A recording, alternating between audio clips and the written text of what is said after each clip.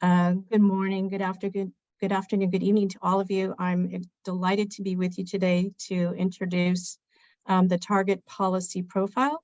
As Adam mentioned, I work at the Bill and Melinda Gates Foundation here in Seattle, Washington in the United States.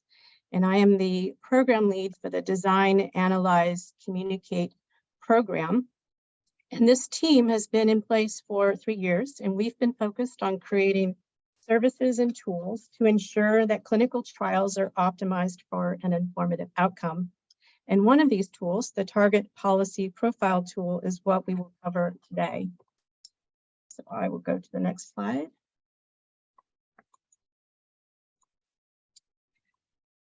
So just to set some context, here at the Bill and Melinda Gates Foundation, the DAC team is focused on ways to help grantees and the foundation's disease area teams make sure that studies are optimized for an informative outcome.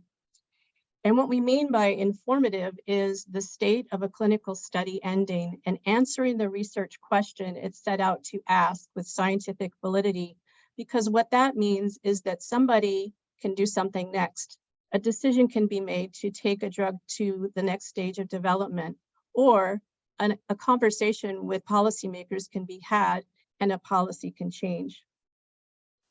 And so we're also, in addition to supporting our grantees that are funded by the foundation, we're sharing all of our tools and approaches with global health researchers such as yourselves. We have a public website that Adam mentioned, DAC Trials, and that's a part of the Global Health Network platform. As a funder, our foundation has a responsibility to support our grantees and make sure studies are as informative as they can be so we can take action to impact. There are many reasons, though, why studies do not end informatively, and many of those happen because of planning decisions that are made before studies even start. And our name, Design, Analyze, Communicate, is meant to remind about the key areas of study planning that are so crucial to having an informative outcome. So D for design is about running the study where the disease burden is and making sure that sample sizes are adequate. A is for analysis, and this is about having a clear plan to analyze the data in order to answer the research question and make sure that the right evidence has been generated. And finally, C, this is about the importance of communicating with stakeholders before, during, and after a study. And it's related to the C, or communication, that this webinar is focused on. And in particular, the communication needed to ensure that evidence that's generated by clinical trials is what policymakers need to see to create a new policy or to change an existing one. So when it comes to this all-important process of aligning clinical trial evidence to a policy impact as a part of trial planning, the current state is challenging at both the country level as well as for engaging the World Health Organization. There's a lack of consistent procedures and tools for global health stakeholders to get input on policy. And so seeing this back in 2020, our DAC team worked to develop a tool that potentially could help here. And the tool is focused on helping researchers and other global health stakeholders align with policymakers on clinical trial evidence and other considerations needed to change or create policy. And so this is where I'll talk about the Target Policy Profile, or TPoP as we call it. And so I'll start by talking about the benefits, and some of them are listed here on this slide. So the TPoP can help stakeholders harmonize on steps that are needed to move research to policy. And sometimes that can be challenging with the variety of stakeholders that are needed in order to support a policy decision. By working on a TPoP together, it's natural that barriers will emerge. And so identifying barriers that need to be addressed is another reason and benefit of working with something like the Target Policy Profile. The TPoP and the table that you can see to the right helps groups combine new evidence with what's already existing, other relevant facts, and helps stakeholders, importantly, align on some of the facts that they need to have their discussion. And importantly, by going through and working on the target policy profile and filling out the table, it makes it much easier to see what facts might be missing. And those might be areas that need funding and additional research. So what is the target policy profile? Well, it's quite simple. It's just a table, and you can see it listed as shown here on this slide.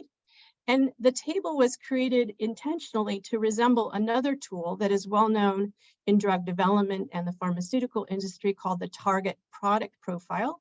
Target product profile is similar as, and it's intended to map the indication for a new drug, new medicine, to the ultimate population and benefit. And so what is the indication and how will that drug be treated? So that is a target product profile, and that's a set of tables as well. The target policy profile similarly is thinking about what is the evidence and different considerations that are needed to map all the way to a policy change. And so in terms of who fills it out, this is usually either an internal or an external expert, someone who knows the particular area well and can spend the time to assemble it and be in consultation with the sponsor. The sponsor or the leader of putting the TPoP together could be a donor, as we'll hear today. Could be a donor such as the foundation or another funder trying to work with different stakeholders. Could be a country, as we'll hear today. WHO, as you'll see, is using this concept. Patient consortiums, principal investigators, and pharma are other potential sponsors or users of the TPoP. How long does it take to complete a TPoP? Based on the work that we've seen others doing already, about 1 to 2 weeks to complete the tables in a thorough way, when 1 to 2 experts are working on it. And just to say, on our DAC Trials website, we have the TPoP available for download in 6 different languages to make sure that inclusion is emphasized in making this available. So a few more things to give you about background, when and why. So what we've seen about when is the best time to do one, the short answer is it depends upon the use case, the sponsor, and the context. But what we've also seen, though, is it's never really the wrong time to start working on aligning the evidence towards new policy. And so you can think about the TPoP as a living document, one that's intended to ensure alignment across a landscape of stakeholders, and also one that can be used to have iterative conversations with policymakers. Why do one? Well, what we've already seen is the TPoP has been used in a number of different use cases. A few of them are listed here. So as I'll mention in a minute, the WHO has taken up this concept of a target policy profile and used it in the space that they refer to as the phase 3 black hole. And they've applied that in a TB vaccine context. We've seen PATH work with an outside consortium of researchers together on using the TPoP to complete in order to make a case for a policy change to reach single-dose HPV. At the country level with Nigeria, we've seen the target policy profile be used to engage policymakers at the country level in a country-based policy change related to SP and IPTI. And last but not least, in the area of soil-transmitted helminths, we've also seen a consortium, an advisory committee, work to align with country-based partners as well as the WHO, using the TPoP as a discussion tool on important policy implementation requirements. This tool seems to be resonating with a variety of groups, and I think that's because it's difficult to switch from one national evidence-based intervention to another one. There's a lot of complexities, and it can be very time-consuming to get everybody all aligned. It's also a very important decision, and so the TPoP maps and captures these potential barriers and considerations, and it does it in an efficient way in order to prevent the delay of policy that can sometimes be quite challenging. And so the WHO implementation of the TPoP concept is summarized on this slide. And this is just one to go into in a little bit more detail. So this work began a few years ago with the Immunization, Vaccines, and Biologicals group at the WHO, headed by Martin Frieda and led by Birgit Giersing. And again, they were really thinking about the gap or the phase 3 black hole that happens once a drug has been approved, but needing to take the next step of delivery and engaging a variety of stakeholders, including regulators, policymakers, folks who think about financing and procurement, so they could all be ready and seeing that the policy change is going to happen, and they can make their investments and plans appropriately. And so thinking about this phase 3 black hole, the IVB team learned about the TPoP in early conversations with our group, but really then took it upon themselves to move forward with a pilot of that idea, thinking about some of their own internal approaches, such as the preferred policy profile. They began this piloting of a concept of the TPoP by leading a convening of stakeholders in this space to, one, align about, is it right that there is a guidance gap here that we need to address? And there was a lot of support for this idea, and so this moved forward. At the WHO, they refer to this as the Evidence Considerations for Vaccine Policy, ECVP. And so what you can go and read about at this point is their ECV template, which resembles very much what you can see with the TPoP. It's publicly available, and it's been filled out for this first use case of TB vaccines for adults and adolescents. They're now piloting the tool into other areas of their vaccine work at the WHO. So with that as an example, I'm now going to hand off the presentation to our other speakers to talk about whether countries can benefit from implementing the target policy profile tool. There is a paper that's been published about this work on Gates Open Research. And at this point, I'm going to stop my presentation and introduce Dr. Eugene Sobnui, who is our next speaker. He is a professor of medicine and the chair of endocrinology and diabetes at the University of Yaoundé 1. He is a senior researcher and co-founder of the RSD Institute for Health Research and Interventions, and he's currently the director of healthcare organization and health technology at the Cameroon Ministry of Public Health. Impressively, he's an author of over 220 peer-reviewed publications and 10 book chapters.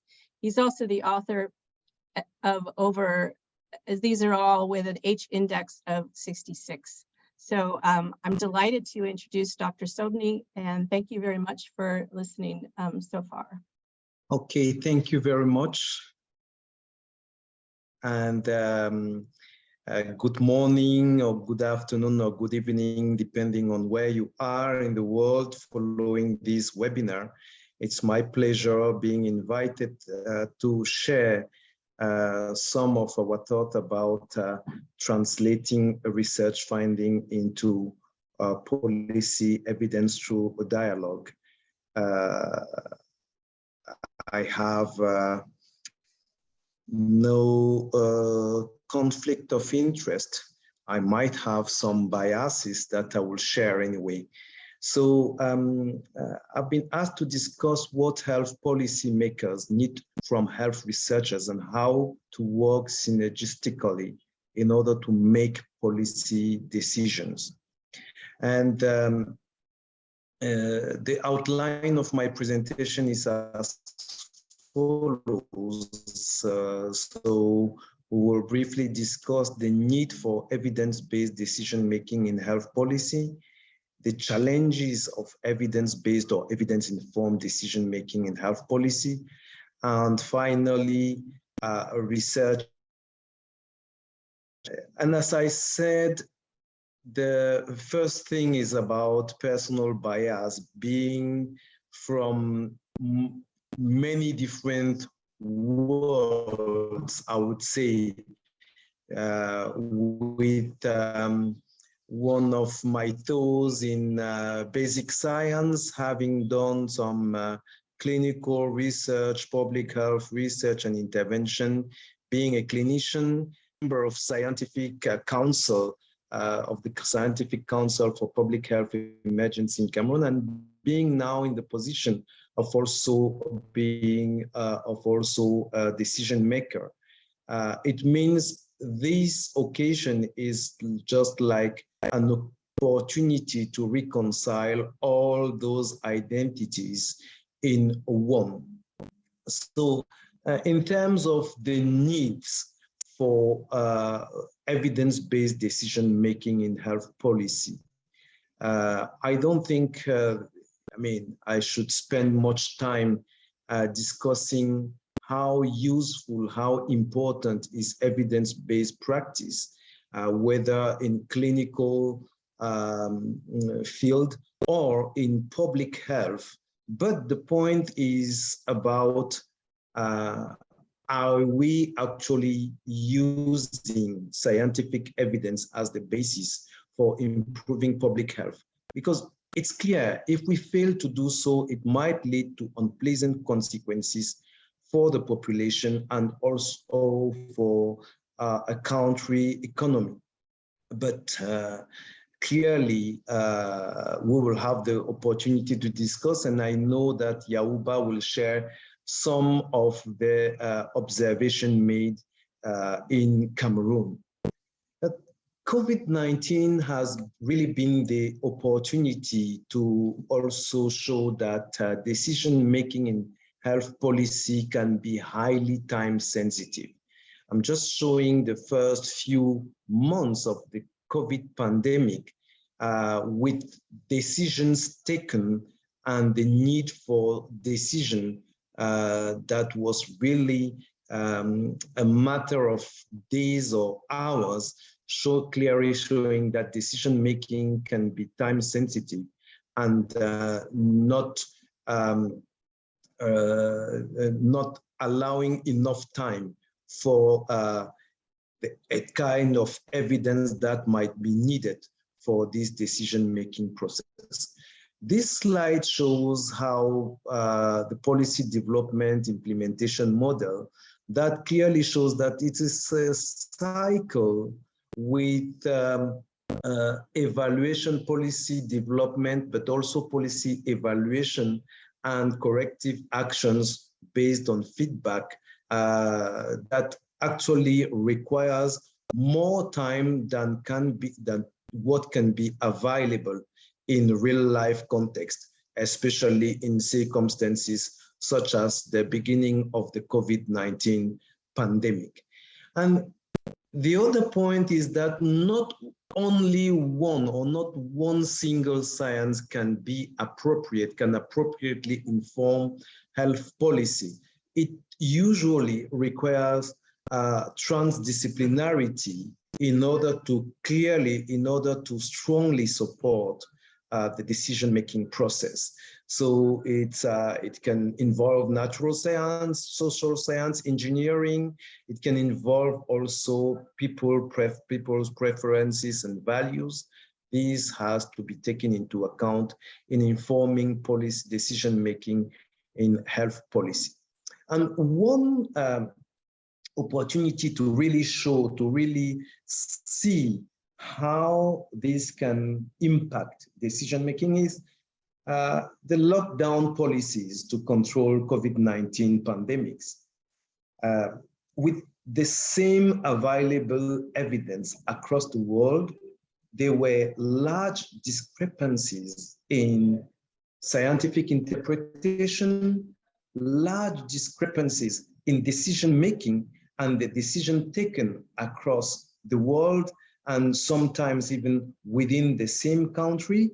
And there were unpredicted factors that actually influenced decision-making, apart from the most common scientific evidence. And just to discuss the case of Cameroon, we had to raise evidence available on domestic gender-based violence, for example, and on evidence from social sciences, from values, preferences of the population, evidence from economy scientists showing that most of the population was living on day-to-day activities for subsistence, therefore making a lockdown policy potential danger for survival of the population. We had to raise the average number of people per household to indicate how unfeasible lockdown could have been. There was also evidence from indoor versus outdoor transmission of COVID-19, which actually prompted the policymakers, the decision makers, not to opt for a strict lockdown. And whether they were right or not, anyway, the results seems to indicate that it was actually right to take into consideration evidence from very different fields. And transdisciplinarity is therefore a way, an option where the discussion will now be the weight of each individual science or each individual evidence brought to the panel. So COVID-19 has been also the opportunity to see the trade-off between the context and evidence. And this reference from 2004 shows this trade-off between context, you have the context axis, and evidence, with the ideal relationship being there at the middle, where evidence-based health policy would be based on high consideration to the context and very high consideration to evidence. But this is not always the case. This is not always possible. And actually the question is whether is actually evidence-based or evidence-informed decision-making that we're looking at. Clearly, decision makers are aiming to evidence-informed decision-making rather than evidence-based or the dictatorship of evidence or scientific evidence as it is shown on the left of this slide, because on the right, you have other very important points like political judgment, like resources, like the impact of lobbyists and social media, like influence of community needs, values, and preferences as previously discussed. Therefore, I would strongly recommend the audience to go and download and read this document by WHO about evidence-informed decision-making for health policy and programs. So it is really a must read to understand this specific question of evidence-informed versus evidence-based decision-making for health policies. So what are the challenges of evidence-based or evidence-informed decision-making in health policies? First of all, it's about evidence itself. Is evidence a real strong evidence? Is evidence context-specific? Is evidence blind to other evidence or evidences? Is evidence sufficient? Is actually evidence needed? Those are questions that have to be addressed in the process where science, where researchers are to be involved, are to actually to inform policy development. There is also the challenge of insufficient dissemination of evidence. Being a prophet in one's own country is not very common, but there is a lack of dissemination and a lack of advocacy by researchers. It is very important that research results are translated through strong advocacy.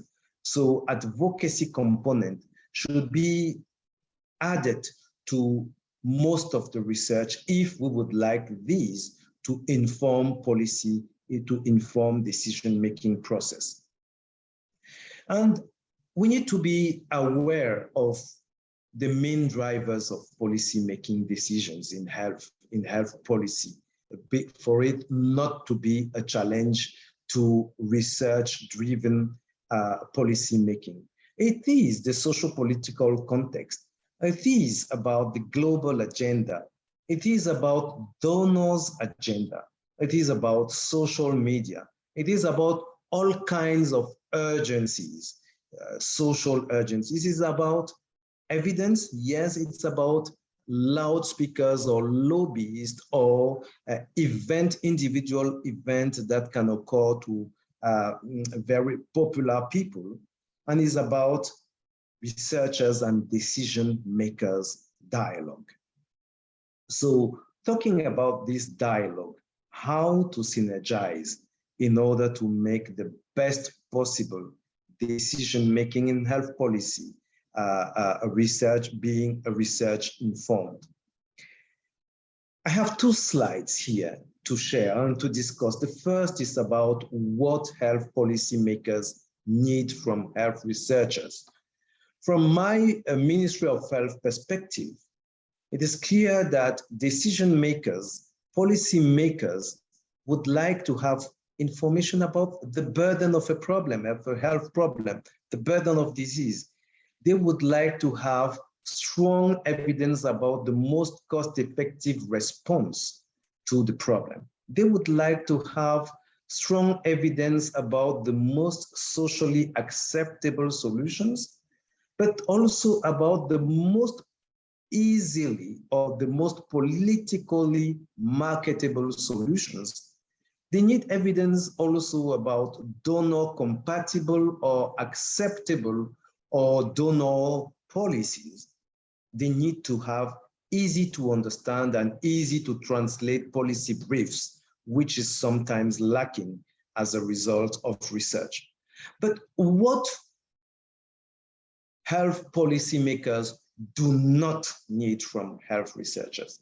They actually do not need the doubts and uncertainties of health researchers. They do not need academic debates. They do not need the clashes, conceptual, theoretical clashes.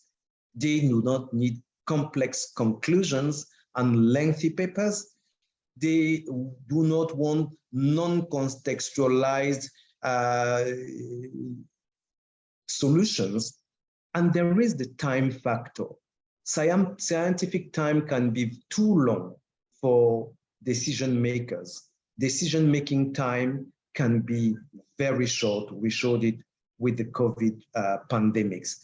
So this COVID pandemic was actually, we would say, in the context of Cameroon, a success story, because a scientific advisory council for public health emergencies was set up to real-time analysis of evidence and even generation of scientific evidence to inform policy making process. And this has been used in a very fast forward process with results that was actually, first of all, acceptable to the population and socially acceptable, and that provided results that that were considered as very positive in terms of control of pandemics, in terms of resources used, the ratio between resources used and life saved. And it was the proof that the dialogue, the permanent dialogue between researchers, between scientists and policymakers could actually lead to success. Therefore, I would like to conclude, since I just had a few minutes, about the necessity to follow the process concerning the introduction, interpretation, and application of evidence to generate policies, with a constant revision of these, following this policy development and implementation model, where the citizens, where the scientists, where researchers are in their citizenship position towards vis-a-vis the policy makers, the decision makers, in order to provide something that is actually scientifically sound and socially acceptable, politically marketable, and cost-effective. Thank you very much for your kind attention. So our next speaker, Yaba Saidu, is currently the country representative for Clinton Health Access Initiative in Cameroon and a medical advisor at the Institute for Global Health at the University of Siena in Italy. He's also the Africa editor for Global Health Press, an online journal on vaccinology. He also serves as a member for several decision-making bodies in Cameroon, including the Interagency Coordinating Committee, the Global Fund Country Coordinating Mechanism, the National Immunization Technical Advisory Group, the National Oxygen Task Force, and the Lancet Non-Communicable Disease and Injury Task Force, amongst others. Yaba is among the first people to explore the use of the target policy profile and has coordinated its translation into 5 other languages. So Yaba, over to you.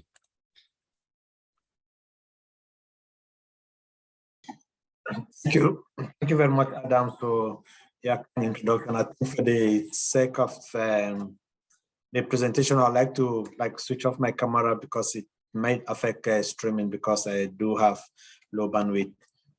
So it's a pleasure for me to share the findings of the situational analysis on the health policy making process in Cameroon, which we did in collaboration with the Cameroon Ministry of Public Health and the Bill and Melinda Gates Foundation.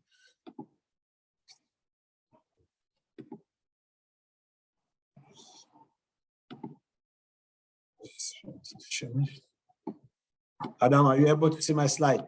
Yes, we can. If you just put it into presentation mode. Okay, thank you. Thank you.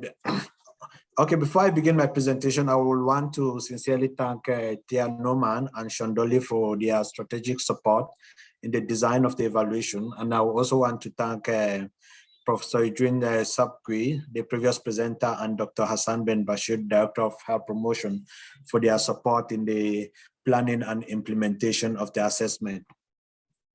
On this slide, you can see that my presentation is structured around 5 themes, as you can see. So I'll pay particular emphasis on point number 3, the results, as well as point number 4, the role of the target policy profile in enhancing policymaking process or policymaking in Cameroon. And really the objective of this webinar, at least of this my presentation, are twofold. First, to share with you the key findings on the health policymaking process in Cameroon, and secondly, to discuss implication of the study and how the target policy profile can be leveraged to enhance the policymaking process in Cameroon, as well as other low and medium income countries. In terms of background, we all know that evidence-based health policies have been the driving force behind most of the world's greatest public health achievements. We do know also that it takes several years for evidence-based public health policy, which have their origin in research findings, to be recommended for wide-scale use. Indeed, many studies suggest that it takes between 10 to 15 years for research findings to be translated into policy. And several reasons have been advanced for this long lag, including lack of resources, financial resources, human resources, infrastructural capacity to translate findings into policies. But nonetheless, these are really macro challenges which may be hard to address from a public health perspective. But what is interesting is that in many low and middle income countries, just like what Thea was saying, is that there is limited clarity on the health policy making process, as well as the tools that stakeholders use to make health policies. So in a bid to understand and characterize this problem in Cameroon, CHAI collaborated with Cameroon Ministry of Public Health to conduct a comprehensive situational analysis of the health policy making process in Cameroon, targeting 17 vertical public health programs, from the vaccination program to the HIV program and the malaria programs. So the specific objective of the situational analysis were fourfold. First, to map the health policy making process in Cameroon. Second, to present the target policy profile to key stakeholders involved in decision making, as well as other stakeholders. Third, to make an inventory of use cases of the tool, and fourth, to leverage findings from the situational analysis to produce an open access publication. So in terms of methodology, we conducted a mixed method study, which enabled us to collect qualitative and quantitative data from 17 vertical public health programs, like the EPI, the malaria program, HIV, tuberculosis program, and so on. In the quantitative phase, we looked at key resource documents for each program, such as strategic plans or operational plans and reports. And one of the key interests we had was to make an inventory of interventions that were introduced by the vertical programs between 2015 and 2020, as well as those planned for introduction from 2021 onward. In the qualitative phase, we were interested in understanding via key informant interviews how policy or decisions to introduce new interventions are made by the different programs, which stakeholders are involved and what tools are used, and what are the barriers encountered during the policy making process. Now, let me just give you a high-level overview of our findings. So, an overarching goal, an overarching finding that we had is that despite the plethora of new interventions that have been developed during the last decade, only a few have been introduced into Cameroon public health system, and an even smaller number are planned for introduction in the upcoming years. When we look across the different programs, the malaria program topped the list with about 5 interventions or policies introduced in the past 5 years. So this range from introduction of long-lasting insecticide-treated bed nets to community-directed interventions, which involve rapid diagnosis of malaria using RDTs by community healthcare workers and administering artemisinin-based combinations at community level. So the interventions introduced by the malaria program was closely followed. In short, the number of interventions introduced were closely followed by the HIV program and the expanded program on immunization. So other programs introduced just about 1 to 2 interventions between 2015 and 2020. When we look at the future pipeline, we see that only few programs have indicated the interventions or policies that they plan to introduce between 2021 and 2025. These interventions are clearly indicated in the strategic plans of the malaria program, as well as the immunization program and the health information unit. Let me just seize this opportunity to indicate that that a program like the HIV program is currently considering the introduction of 2 policies, namely HIV self-testing and HIV syphilis dual testing. These policies are, however, not enlisted in their strategic plan. The same applies to vaccination and the malaria program that are considering the introduction of Malarix, the recently recommended malaria vaccine. Now, let me shift gears to the decision-making process for the introduction of interventions and or policies.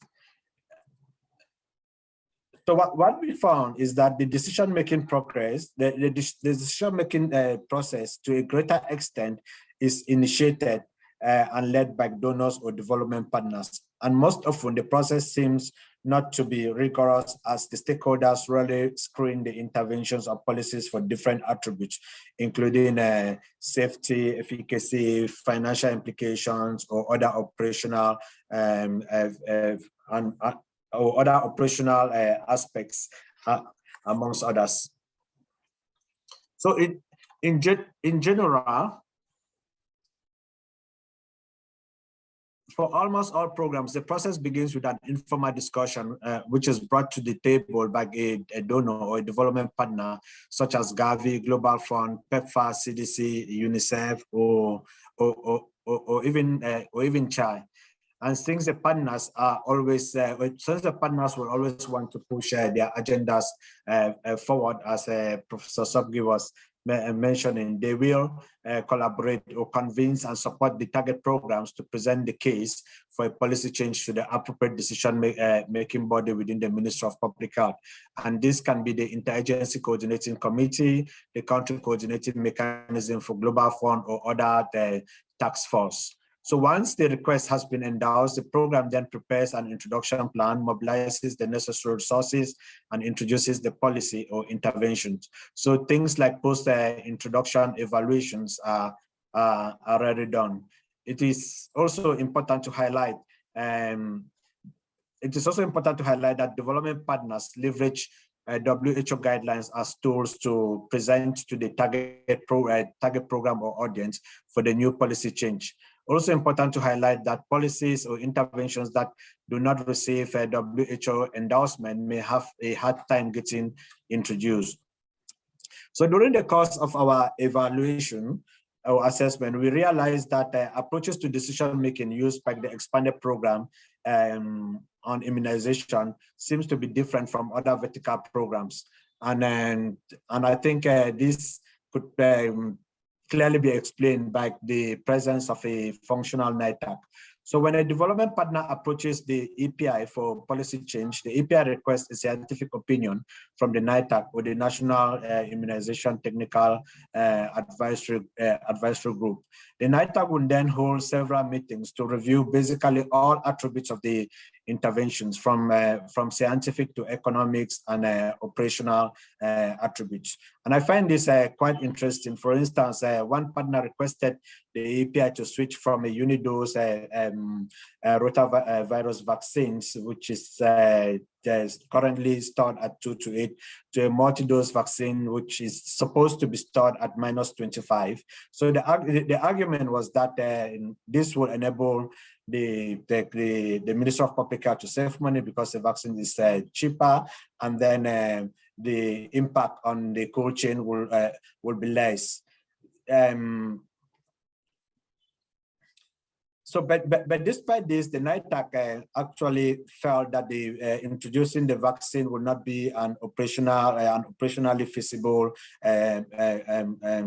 solution because of the storage requirement, which may have an impact on equity, since a sizable number of health facilities do not have electricity or cold chain equipment. As a result, the policy was not adopted.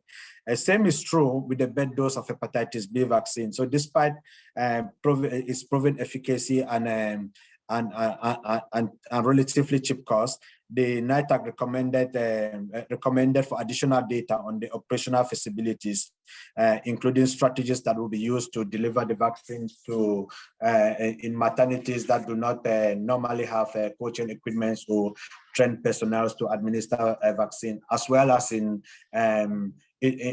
communities where out of facility bed is high. So this led to the conduct of a pilot to understand the vaccines, to actually understand how the vaccine will be delivered in different scenarios, including maternities that do not have cold chain equipment to store the vaccines and train personnel to administer the vaccines, as well as how the vaccines can be delivered to babies born outside of health facilities, given that out of facility bed account for over 40% of beds in Cameroon. So following this recommendation, I think CHAI did support the government of Cameroon to conduct this pilot, and now we have a better understanding on how this will work in the different settings. Now let me shift gears to the barriers in the health policy making process that we identified.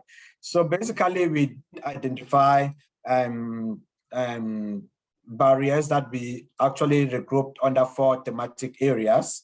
And the first is that the process used for policy making across the different programs appear to be unstandardized. And clearly, there are no guidelines or standard methodology or validated tools and processes for formulating a health policy across the different programs.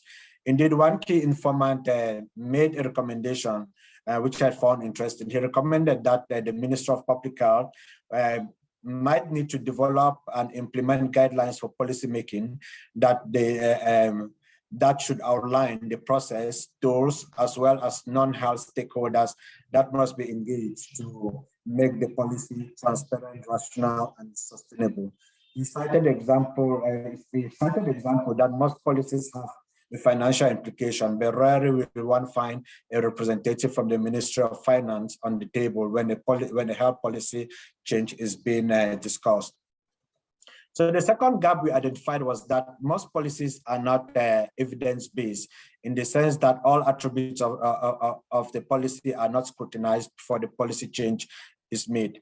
A good example is the bed dose of hepatitis B vaccine that I did mention previously. I think the former Minister of Health did attend the International Hepatitis Conference in Dakar sometimes in the around 2014, and learned about the bed dose of hepatitis B vaccine, and decided to introduce the vaccine without considering the operational feasibility. Another example is the recently approved malaria vaccine that seems to have political endorsement from politicians, and which haven't gone through NITAC for scrutiny. Also, changing policy without evidence seems to be very common in the diagnostic landscapes. It is really not uncommon to see less sensitive and specific rapid diagnostic tests as first-line diagnostic tests. Then the issue of evaluating the policy, the impact of the health policy.